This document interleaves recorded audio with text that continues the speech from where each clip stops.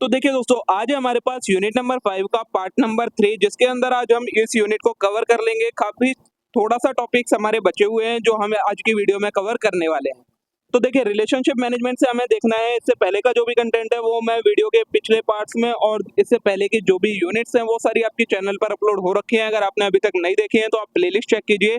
आपको उसमें सारे चैप्टर्स की, यूनिट्स की प्लेलिस्ट अपडेट हो रखी है। सारी वीडियोज़ वहाँ आपको मिल जाएँगी।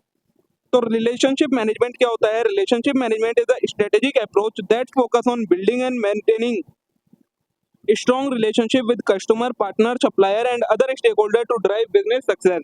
रिलेशनशिप मैनेजमेंट एक स्ट्रेटेजिक अप्रोच है, जिसके अंदर किस चीज पर फोकस करा जाता है? जो कस्टमर, पार्टनर, सप्लायर और स्टेक होल्डर है, उनके साथ एक अच्छी रिलेशनशिप बिल्ड करी जा सके और उस रिलेशनशिप को मेंटेन करा जा सके, तो वो चीज कहलाती है आपकी रिलेशनशिप मैनेजमेंट।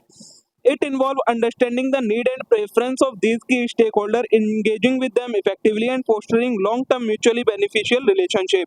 इसके अंदर क्या आता है? जो हमारे ये स्टेक होल्डर हैं, की स्टेक होल्डर, इनकी नीड्स को समझना, प्रेफरेंस देना, उसके बाद इनके साथ इफेक्टिवली इंगेज करना और एक लॉन्ग टर्म रिलेशनशिप क्रिएट करके उस रिलेशनशिप का बेनिफिट उठाना। Relationship management is crucial for enhancing customer satisfaction, loyalty, and retention, as well as for creating value for all party involved। Relationship management किस लिए जरूरी है? इससे कस्टमर का सेटिस्फेक्शन बढ़ता है, लॉयल्टी बढ़ती है, वो रिटेन रहते हैं और इसके अलावा जो पार्टीज इन्वॉल्व होती हैं उनकी भी वैल्यू क्रिएट होती है। ठीक है, नेक्स्ट टॉपिक है बेनिफिट क्या क्या होते हैं रिलेशनशिप मैनेजमेंट के। तो सबसे पहला, customer loyalty. Building strong relationship with customer can lead to increased loyalty, repeat business and positive word of mouth reference. Customer loyalty बनती है कि जब अच्छी रिलेशनशिप बिल्ड हो जाएगी कस्टमर के साथ, तो उनकी लॉयल्टी बढ़ेगी, उनकी रिपीट बिजनेस होगा, मतलब वो जो हमारा बिजनेस है, हमारा जो भी प्रोडक्ट या सर्विस है, उसे बार बार यूज करेंगे और उसके अलावा वो हमारा प्रमोशन भी एक तरीके से करेंगे। नेक्स्ट है कस्टमर सेटिस्फेक्शन। तो by understanding and meeting customer need effectively, companies can enhance customer satisfaction and drive customer retention. Customer की नीड्स को समझकर इफेक्टिवली तरीके से कस्टमर के वो सेटिस्फाई करती हैं कंपनी, जिसकी वजह से क्या होता है? उनका कस्टमर रिटेन रहता है, प्रोडक्ट स्विच नहीं करता है। नेक्स्ट है इंक्रीज्ड रेवेन्यू। तो strong relationship with customer can result in higher sale, upselling opportunity and cross selling potential. क्या होता है? जब अच्छी रिलेशनशिप होगी तो कस्टमर सामान ज्यादा खरीदेगा, जिससे सेल्स बढ़ेगी, अपॉर्चुनिटीज बढ़ेंगी अपसेलिंग की और क्रॉस सेलिंग की पोटेंशियल बढ़ेगी। नेक्स्ट है ब्रांड रेपुटेशन। तो positive relationship with stakeholder can enhance brand reputation, credibility and trustworthiness in the market. अगर अच्छी रिलेशनशिप होगी स्टेक होल्डर के साथ, तो उससे ब्रांड की रेपुटेशन बढ़ती है, क्रेडिबिलिटी बढ़ती है और ट्रस्टवर्दीनेस बढ़ती है कंपनी के लिए मार्केट के अंदर। नेक्स्ट है रिस्क मिटिगेशन। तो effective relationship management can help companies anticipate and address issue proactively, reducing the risk of conflict और मिसअंडरस्टैंडिंग। अगर रिलेशनशिप मैनेजमेंट अच्छा होगा तो कंपनी पहले से ही एंटिसिपेट कर पाएंगी इश्यूज को और उन्हें एड्रेस कर पाएंगी, जिससे क्या होगा? जो रिस्क और कॉन्फ्लिक्ट या मिसअंडरस्टैंडिंग की वजह से जो रिस्क होता है, वो रिस्क कम हो जाएगा। नेक्स्ट है कोलैबोरेशन अपॉर्चुनिटीज। तो building strong relationship with partner and supplier can lead to collaboration opportunities, shared resource and mutual growth. जो पार्टनर्स और सप्लायर है, अगर उनके साथ रिलेशनशिप अच्छी होगी तो उससे क्या होता है? कोलैबोरेशन की अपॉर्चुनिटी मिलती है, हम उनके रिसोर्सेज को शेयर कर पाते हैं और म्यूचुअल ग्रोथ हो पाती है दोनों की। नेक्स्ट टॉपिक आता है आपका स्टेजेस ऑफ रिलेशनशिप मैनेजमेंट की। रिलेशनशिप मैनेजमेंट के अंदर आपकी क्या क्या स्टेजेस आती हैं? तो सबसे पहले आता है अवेयरनेस। तो the step focus on reaching new customer as per requirement and interest. Awareness के अंदर क्या आता है? नए नए कस्टमर तक पहुंचना, वो आता है आपका अवेयरनेस के अंदर। इन this stage make the customer aware of brand, product and service and capture the potential customer attention and target audience by way of advertising, word of mouth, social media and other. इसके अंदर इस stage के अंदर क्या करते हैं? Customer के अंदर अवेयरनेस बढ़ाते हैं ब्रांड को लेकर, प्रोडक्ट को लेकर और सर्विस को लेकर। किसके through? Advertisement, word of mouth, social media और कई सारे तरीकों से। नेक्स्ट आता है एक्विजिशन। तो this stage help to convert the prospect into customer, subscriber और कंज्यूमर। एक्विजिशन में क्या आता है? जो हमने ऑडियंस को आइडेंटिफाई कर लिया, अब उन्हें अपने कस्टमर में कन्वर्ट करना किसके अंदर करा जाता है? एक्विजिशन स्टेज में। The attentiveness to the customer need, providing them goods and better service and prompt response to their need are necessary, otherwise it will discourage the prospectus। ये हम किस तरीके से करते हैं? जो कस्टमर की नीड है उसे एड्रेस करके, उसे टाइम पर पूरा करके और जो जो उनकी नेसेसिटी है उसे फुलफिल करके एक्विजिशन करा जाता है कस्टमर का। नेक्स्ट आता है कन्वर्जन। तो in this stage gaining the attention of prospects, providing a satisfactory pre buying experience, building a rapport with lead and imbibing a sense of trust in our brand will be done. Conversion stage में क्या करा जाता है, अब जो हमारा customer बन गया उसे अच्छी सर्विस प्रोवाइड करवानी है जिससे वो हमारा कस्टमर बना रहे और एक तरीके से उसका जो बाइंग एक्सपीरियंस है उसे इनहांस करना है। नेक्स्ट आता है retention. This stage include building a strong relationship with customer, prompt response to their queries, proper support and sending follow up mail to feel the customer valued.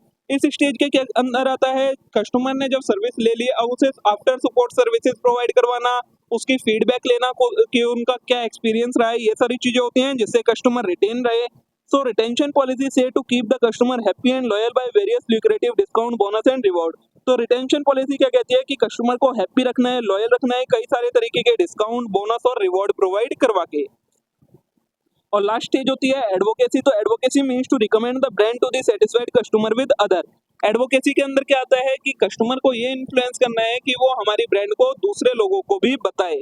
So this stage can only be achieved after the successful achievement of retention stage. Advocacy stage तभी work करती है जब customer retain हो जाता है, retention stage पर सारा काम प्रॉपरली होता है, उसके बाद ही एडवोकेसी स्टेज पर काम हो पाता है आपका। ठीक है, नेक्स्ट है government initiative for promoting entrepreneurship. Entrepreneurship को प्रमोट करने के लिए गवर्नमेंट क्या क्या इनिशिएटिव लेती है।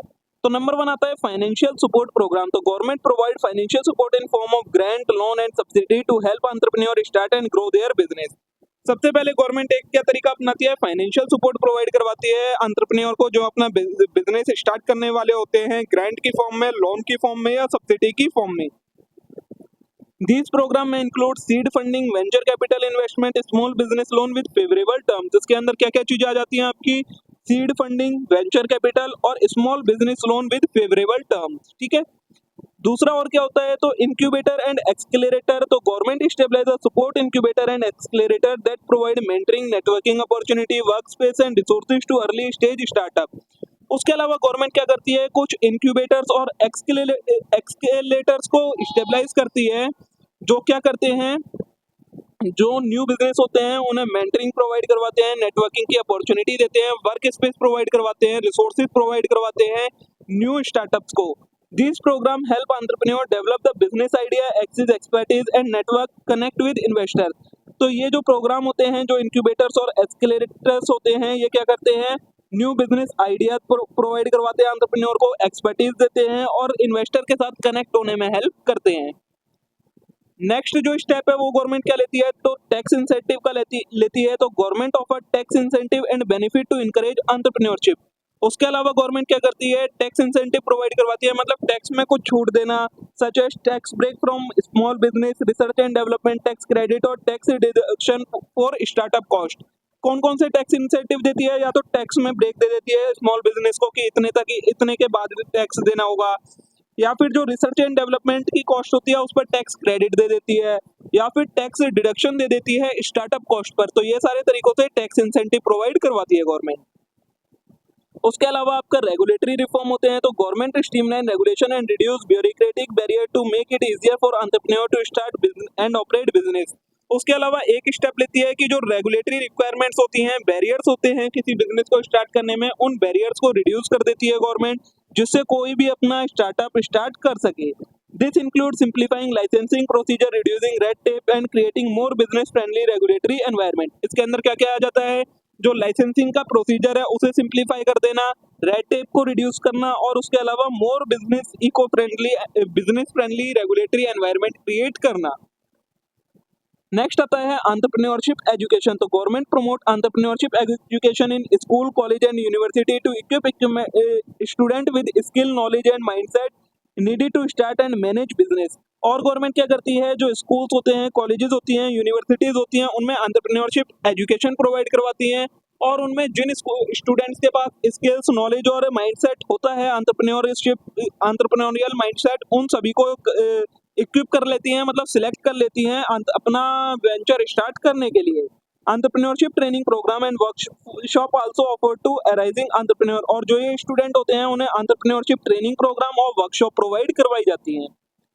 नेक्स्ट है एक्सेस टू मार्केट। तो government facilitate access to market by connecting entrepreneur with potential customer supplier and partner through trade mission, networking event and business matching programme.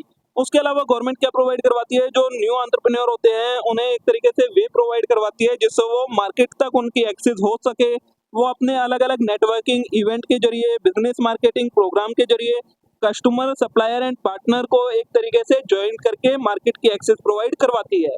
दे में also promote export and international trade opportunity for startup, और startup के लिए वो export और international trade की opportunity भी create करते हैं।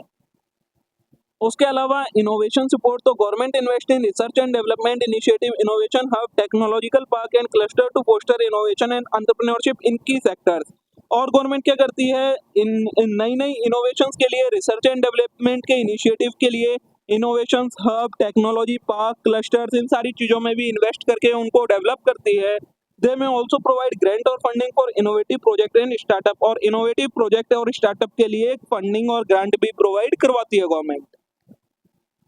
नेक्स्ट आता है support for women and minority entrepreneur, तो government promote diversity and inclusion in entrepreneurship by providing targeted support program for women, minority owned business and under representative group.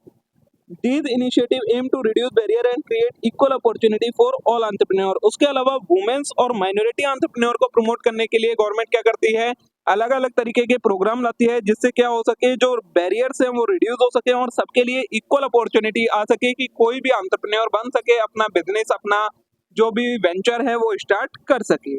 तो देखिए दोस्तों, इसी के साथ आपकी यहाँ यूनिट नंबर 5 भी खत्म हो जाती है, और सिर्फ यूनिट नंबर 5 नहीं, आपका जो ये कंप्लीट सब्जेक्ट है उसकी कंप्लीट आपका कंसेप्ट, सारी चीजें खत्म हो जाती हैं। पांचों की पांचों यूनिट अब आपको चैनल पर प्लेलिस्ट है उसमें अपलोड मिल जाएंगे। होप सो आप सभी के लिए ये सारा कंटेंट यूजफुल रहा होगा। वीडियो अच्छी लगी हो तो वीडियो को लाइक करना ना भूले, चैनल को जरूर सब्सक्राइब कर लें और वीडियो को अपने सभी दोस्तों के साथ शेयर करना ना भूले। अब हम मिलते हैं नेक्स्ट वीडियो में किसी न्यू कंटेंट के साथ। Thank you.